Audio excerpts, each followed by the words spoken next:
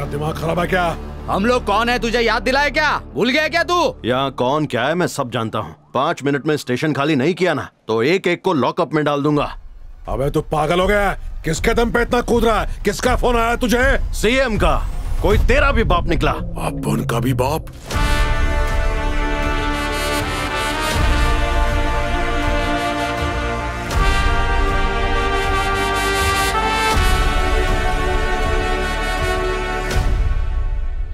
एक बात कहनी थी साहब। बोलिए ना। मैं ये समझ सकता हूं कि आप जनता और मंत्रियों के बीच में पिसते रहते हैं, पर इस कानून के ऊपर भी एक कानून है, इंसानियत का कानून।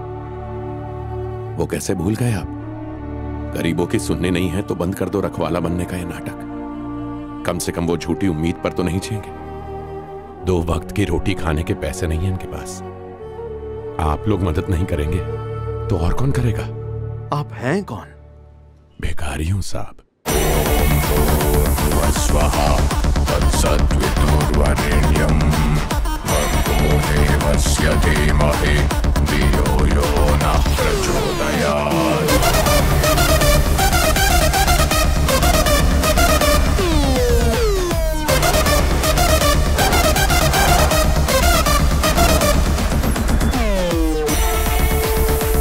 जा।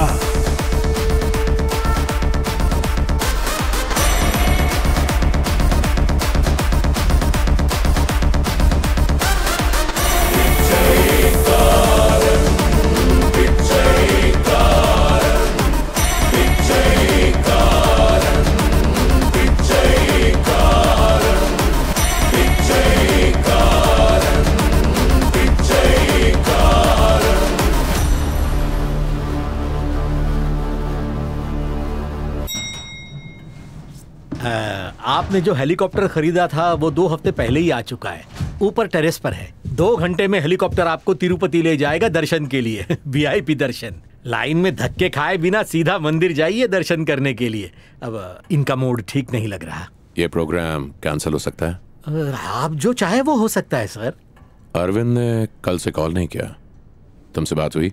नहीं सर, और हमने उनको फोन करके देखा तो उनका फोन स्विच ऑफ था। जितने भी बोर्ड ऑफ डायरेक्टर्स हैं उन्हें 3 घंटे में मुझसे मिलने बुलाओ। अरविंद और ऑडिटर एल्विन को भी किसी भी तरीके से कांटेक्ट करो। अब तुम जा सकते हो। ठीक है सर। मुझे समझ नहीं आ रहा इतनी जल्दी इतनी बड़ी मीटिंग क्यों रखी है? मुद्दा क्या है? लोगों की नौकरियां तो नहीं छीनने वाला? गुरुमूर्ति सर के मरने के बाद विजय बिल्कुल बदल गया है, पहले जैसा नहीं रहा। Good morning sir. सर क्या हुआ? अचानक क्यों बुलाया? पता नहीं कौन सा बम गिराने वाला है, ये तो विजय ही जाने। क्यों, किसी ने मेरी शिकायत की है क्या? अरे सिर्फ तुम्हें नहीं, हर डिपार्टमेंट से सबको यहाँ बुलाया है। जल्दी आओ, ठीक है? Sir good morning sir. हाँ। ई लीजिए सर। मैं जब भी साहब को गुड मॉर्निंग बोलता था ना तो वो बिना जवाब दिए ही चले जाते थे, और आज सुबह सर हमको गुड मॉर्निंग बोल कर गए। पता नहीं कहाँ है सर।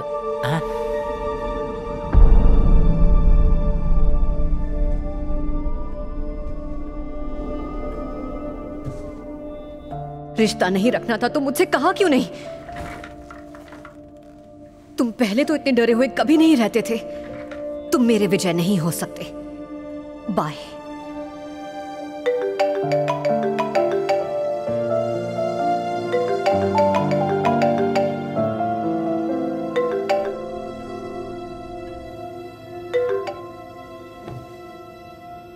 हेलो। आज दोपहर को 2 बजे बोर्ड ऑफ डायरेक्टर्स की मीटिंग रखी है, आप भी आइएगा। तुम मुझसे ऐसे बात नहीं करते थे। वो दुबई में जो सर पे चोट लगी थी उसके बाद से सब अजीब लग रहा है। कुछ यादें तक मिट चुकी हैं, इसलिए आजकल सबको ऐसा लगने लगा है कि मैं बदल चुका हूं। मेरा इलाज चल रहा है, धीरे धीरे सब कुछ ठीक हो जाएगा। थोड़ा सब्र रखो, मैं पहले जैसा बन जाऊंगा। गलती से भी मत बनना, तुम बस ऐसे ही रहो। मुझे ये वाला विजय पसंद है। आप सभी का स्वागत है। आप सबसे मैं कई दिनों बाद मिल रहा हूं। सब कुछ नया सा लग रहा है। मुझे तो मेरी जिंदगी भी नहीं सी लग रही है। मेरे पिता की मौत के बाद मेरी पूरी दुनिया एकदम बदल सी गई है। कृष्णा जी। जी सर। एक अच्छी जिंदगी जीने के लिए सबसे जरूरी क्या होता है? स्वस्थ पौष्टिक खाना, सुकून भरी नींद और एक खूबसूरत साथी मिल जाए तो जिंदगी का सफर और सुहाना हो जाता है। अच्छा मान लीजिए कि मेरी शादी हो गई और मेरे 2 बच्चे हैं, तो कितने पैसे में मेरा घर अच्छे से चल जाएगा? सारी सुख सुविधाओं के साथ 80,000 काफी होंगे। मतलब साल के कितने? 10 लाख सर। और मेरे पास कितना पैसा है? 1 लाख करोड़ है सर। इस 1 लाख करोड़ के साथ कितने साल तक मैं बिना कुछ कमाए अपने परिवार का पेट अच्छे से पाल सकता हूँ? हिसाब करके बताएंगे जरा। बाप रे, कैलकुलेटर निकालना पड़ेगा। 1 मिनट। 10 लाख तक सर। 10 लाख साल तक। मेरे पिता की मौत किस उम्र में हुई? वो 65 साल के थे। 1 लाख करोड़ रुपए होते हुए भी दुनिया का कोई भी डॉक्टर, दवा, मशीन या कोई भी ताकत मेरे पिताजी को 1 दिन एक्स्ट्रा नहीं दे पाया। कोई भी इन पैसों से आधा दिन भी नहीं खरीद सकता। अगर ऐसा होता तो अमीर कभी मरते ही नहीं। मरते क्या? नहीं सर। 100 करोड़ में मेरी आने वाली 3 पुश्तें बैठ के खा सकती हैं। बाकी के पैसे की तो जरूरत ही नहीं। कृष्णा जी। जी सर। ये देखिए, हमारे आजाद भारत में कितने लोगों को 3 वक्त का खाना नहीं मिलता? करीब 20 करोड़ लोगों को। भूखमरी से कितने मरते हैं? रोज तकरीबन 7,500 लोग सर। मुझ जैसे अमीर लोग इनकी मदद कभी क्यों नहीं करते? एक तरफ फुटपाथ पर कोई भूखा मर रहा होता है और सामने से 20-25 लाख की गाड़ियां जा रही होती हैं। हम दिल बड़ा करें तो सबको रोटी मिल सकती है। मैं 1 लाख करोड़ का मालिक हूं, क्या मैं इन लोगों की जरा सी भी मदद नहीं कर सकता? इसलिए मेरा जो हिसाब के बाहर पैसा है उसे मैं खुद पर नहीं, गरीबों पे खर्च करूंगा। मैं एक चीज में बहुत विश्वास रखता हूं, भलाई करो तो उस भलाई का सिला हमें डबल भलाई से मिलेगा। इंसान अपनी हैसियत से नहीं, कर्मों से बड़ा होता है। पिताजी भी हमेशा से यही सिखाते आए हैं। आज से बीजी ग्रुप ऑफ कंपनीज देश के हर गरीब का सहारा बनेगी। हम बिना कोई मुनाफा रखे मिडिल क्लास परिवारों को कम से कम दामों पे पक्के घर बना कर देंगे। MRP की आड़ में गरीबों को लूटेंगे नहीं, बल्कि सब सस्ते में देंगे। भारत में ना कोई भीख मांगेगा और ना ही भूख से मरेगा। पूरे देश में मुफ्त खाना बांटने का इंतजाम करो। ये सब हम कब शुरू कर सकते हैं? अगले साल तक शुरू कर देंगे सर। आपको जाकर कहीं पुल बनाना है? भूखों तक खाना पहुंचाना है? पहले ही बहुत देर हो चुकी है। इस काम में अब और देरी नहीं होनी चाहिए। निजी फायदे के लिए पावर का इस्तेमाल तो करते हैं, अच्छे काम के लिए भी करके देखते हैं। अब खाना बांटना अगले हफ्ते से शुरू कर सकते हैं और बाकी सारे काम अगले महीने से। Thank you. ये सर को क्या हो गया है? कॉस्ट कटिंग की बातें करने वाला दान धर्म की बातें कर रहा है। वो देखो सर, दाएं हाथ से साइन कर रहे हैं। ये तो हमेशा बाएं हाथ से साइन किया करते थे।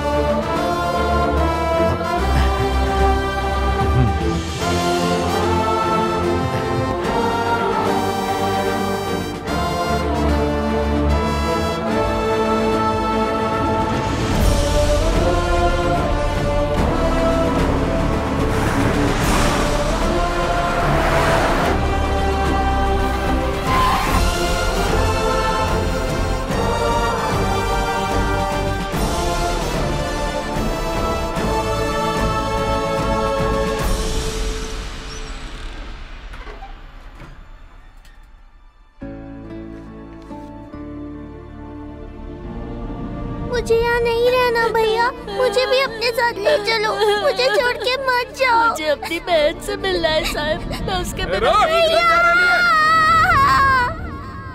जा बच्चा, अच्छे कर्म तुझे तेरी खोई हुई चीज लौटा देंगे। बिजनेस टाइकून विजय गुरुमूर्ति ने एक बहुत बड़ी घोषणा की है कि वो गरीबों के लिए एक नई योजना लाए हैं। उसे एंटी बिकिली के नाम से शुरू करेंगे, जिसके अंदर गरीबों को बहुत ही कम दाम में सामान मिलेगा। जबकि किसी भी भाषा के शब्दकोश में एंटी बिकिली का कोई अर्थ नहीं है, पर ये रहस्यमय नाम उम्मीद के किरण से भरपूर है। आइए अब उन घरेलू चीजों के सामान की लिस्ट को देखें जिन्हें ये बहुत ही कम दामों पर बेचने वाले हैं। 3 रुपए में साबुन, 7 रुपए में पेस्ट और ब्रश, 9 रुपए में 1 किलोग्राम अच्छी गुणवत्ता वाले चावल, 10 रुपए में रोजाना की सब्जियां, 12 रुपए में 1 किलोग्राम चीनी, 20 रुपए में 1 लीटर दूध, 30 रुपए किलो तूर दाल, 40 रुपए में 1 लीटर पकाने का तेल, 15 रुपए में चप्पल, आसान किश्तों वाला 23,000 का घर। आइए अब हमारे रिपोर्टर से इसके बारे में और जानकारी लेते हैं। विजय गुरुमूर्ति के एंटी बिकिली के बारे में लोगों की राय बताइए। बिजनेस टाइकून विजय गुरुमूर्ति ने एक बहुत ही सनसनीखेज घोषणा की है कि वो गरीबों के लिए एक नई योजना लाए हैं और उसे एंटी बिकली के नाम से शुरू करेंगे, जिसके अंतर्गत गरीबों को दिमाग चकराने वाले दर पर सामान बेचा जाएगा, जबकि किसी भी भाषा के शब्दकोश में एंटी बिकली का कोई अर्थ नहीं है। पर ये रहस्यमय नाम उम्मीद की किरण से भरपूर है। आइए उन घरेलू सामानों का भाव देखें जिन्हें उन्होंने बेचने की योजना बनाई है। क्या बात है बेटी, ऐसे चुपचाप क्यों हो? आपसे बात करनी है, थोड़ी देर बैठिए ना। विजय पहले जैसा नहीं लगता माँ। उसका उठना बैठना सब कुछ बदल गया है। ऐसा कैसे हो सकता है? विजय गुरुमूर्ति ने कसम खाई है कि भारत में कोई भी भूखा नहीं सोएगा। कोई बात नहीं, कोई तो पैसे वाला हम गरीबों का दर्द समझ रहा है। अगर सच में उस देवता ने 23,000 में घर दे दिया ना, तो बारिश में हमारे बच्चों को भी छत नसीब होगी। जब एक ही अमीर आदमी इतना सब कुछ कर सकता है, तो सभी अमीर आदमी ऐसा करेंगे तो देश से गरीबी दूर हो जाएगी ना। ये विजय गुरुमूर्ति पर कौन सा भूत सवार है? एंटी बिकली योजना मार्केट में आ गई तो लोगों के धंधे ठप हो जाएंगे। महंगाई ही तो हमारा वो हथियार है जो उन्हें गरीब और हमें अमीर बनाता है। खाना, कपड़ा, दवाइयाँ, अब बस खंबा सस्ता करना बचा है। घर भी सिर्फ 23,000 में देने वाला है। हाय सर, आपने जैसे कहा था उसी हिसाब से हमने कम बजट वाला घर बनाया है। 10x6 का हॉल और 10x6 का बेडरूम है सर। इस घर में एक परिवार आराम से रह सकता है। सर थोड़ा बिजी ठीक है, भेज दूंगा। Good morning sir.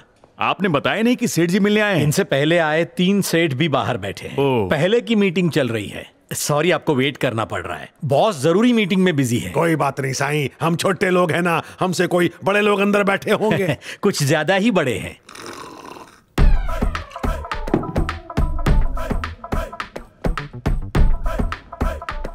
आप सब में से कोई भी अपाहिज नहीं है। काम नहीं मिलता इसलिए भीख मांगते हो, पर अब मैं आप सबको काम दूंगा। जानवरों तक को रहने के लिए घर चाहिए होता है। आप तो इंसान हैं, आपके लिए घर का इंतजाम होगा। एक सवाल है मेरा, तुम जो दे रहे हो उसे हम क्या समझे? ये घर और नौकरी भी तो तुम भीख में दे रहे हो। हमें कौन सा हुनर है, एक दिन उठा के फेंक दोगे? मेरे होते ऐसा कुछ नहीं होगा। जिसमें जो काबिलियत है उसके हिसाब से काम देंगे। तुम हक का कमाओ। ये सुरसुर बंद करना बे। जूस को चूस के पीना किधर सीखा? चूसिया भिखारी कहीं का। सारे काम टाइम पे हो जाए। सर एक मिनट सुनिए सर। अरविंद के भाई का फोन आया था। उसने कहा कि अरविंद शिवा और प्रवीण के साथ दुबई गया था, पर काफी दिनों से उसका फोन नॉट रीचेबल है। शेख ने भी उसे बहुत ढूंढा पर वो कहीं नहीं मिल रहा है।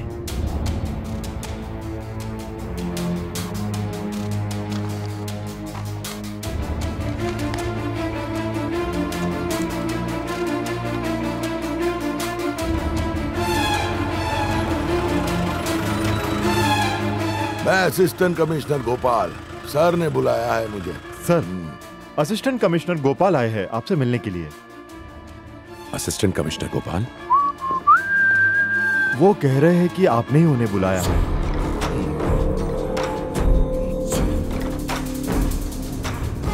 अरे सर, आप सर्जरी का निशान आपको दिखाई देगा।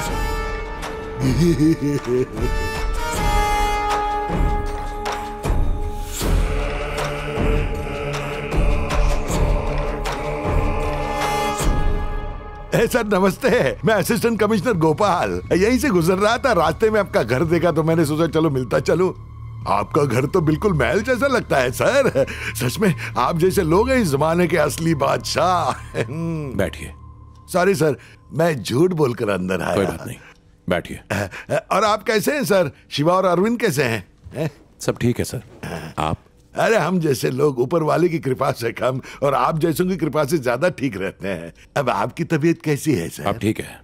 वो दुबई में एक्सीडेंट हुआ था और एक छोटी सी सर्जरी भी हुई थी। ऊपर से उसी वक्त डैड चल बसे। मेरा दिमाग ये सदमे को झेल नहीं पाया। बहकी बहकी सी बातें करता था जिनका कोई सर पैर नहीं। आपसे भी की थी ना? हाँ की थी ना, जरूरत से ज्यादा बहकी बातें की थी सर। आप घबराए हुए पुलिस स्टेशन आए, कहने लगे मैं विजय नहीं हूँ, मैं सत्या हूँ, और फिर अपनी कहानी सुनाने लगे। आपको पता है एक सत्य असली में है सर, यहाँ बस्ती में ही रहता था। कितना अजीब इत्तेफाक है। सच में? हाँ हाँ, यकीन नहीं होता। जब मुझे नहीं हुआ तो आपको यकीन कैसे हो सकता है? आपने जैसा बताया था सत्या भी एक गरीब खाना बदोश निकला सर। ये एक्सीडेंट से आप अंतर्यामी कैसे बन गए? ऐसा नहीं है, पर पता नहीं मेरे दिमाग मैं आपकी चोट देख सकता हूँ सर? जरूर। ढक्कन की तरह बंद किया है। आप तो बोले छोटी सी सर्जरी थी, टाके देख के तो लगता है जैसा पूरा दिमाग ही बदल डाला हो।